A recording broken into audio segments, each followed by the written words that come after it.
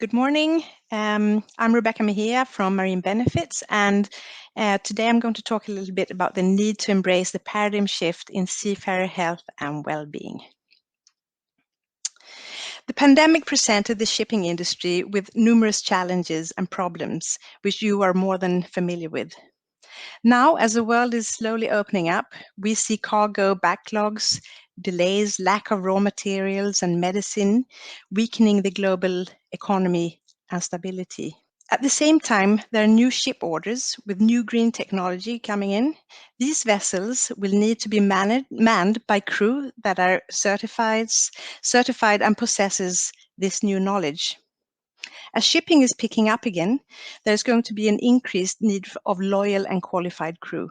Seafarer testimonies from the past 18 months demonstrate a clear pattern of concern, not only with the physical and biological effects of COVID-19, but also the social and psychological and mental aspects brought about by the pandemic. Marine Benefits Refresh Wellbeing study in 2020 showed increased levels of depression, anxiety and stress, especially among younger seafarers, and which also was seen to increase with time spent on board. Seafarer testimonies from the past 18 months demonstrate a clear pattern of concern, not only with the physical and biological effect of COVID-19, but also the social, psychological and mental aspects brought about by the pandemic. Marine Benefits Refresh Wellbeing study in 2020 showed increased levels of depression, anxiety and stress, especially among younger seafarers. This was also seen to be increasing with time spent on board. The study also noticed a shift in what seafarers considered as the most challenging concerns. In previous studies, safety on board, internet, food quality and families were the main areas of concerns, while in this well-being study, there was a clear emphasis on safety and health for the family, employment security and finance, access to necessary medical treatment in case of emergency, and of course, crew change. Seafarers have been through extremely challenging times, which have left its mark. In order to retain and attract new seafarers, the shipping industry will need to give greater attention to the health and well-being component of occupational safety and health and develop a health promoting mindset. Now, what do I mean by a paradigm shift in seafarer health and well-being? To start with, health is complicated to define because a health status is experienced subjectively and affected by our norms. There are two clear health perspectives in health research, the biomedical school and the holistic school. From the biomedical perspective, health is defined as absence of disease, where health is determined by a person's physiological conditions. You're either healthy or sick. If a value of a medical test is not within a normal range, it indicates that the person is sick. This perspective has dominated healthcare for some time. There are thousands of different diseases and descriptions of disease processes and treatments, while there are not as many concepts of processes promoting health.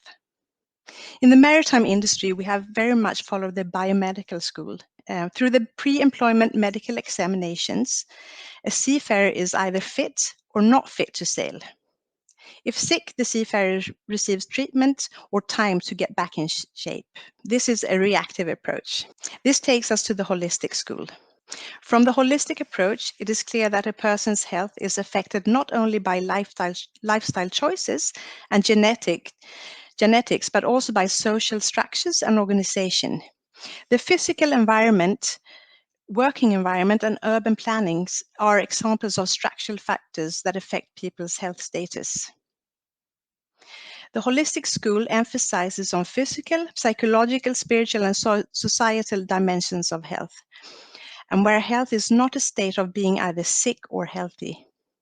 Rather, we move continuously back and forth between health and illness. Since the biomedical thinking is a leading approach today, one might think that the holistic perspective has come about recently.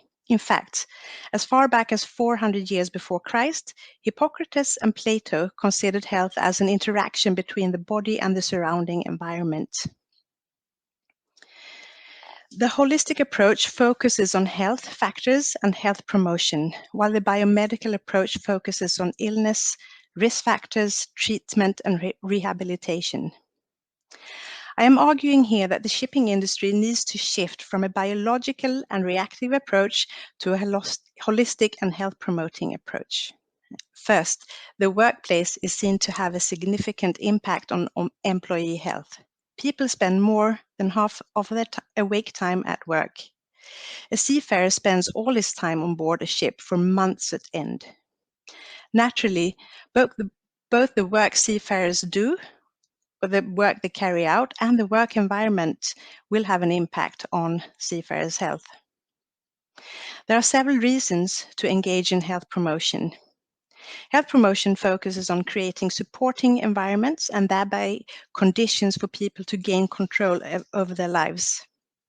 This in turn will result in improved health, increased productivity and morale, reduced absenteeism, reduced accidents and injuries, reduced employee turnover, improved job satisfaction, and improved company image.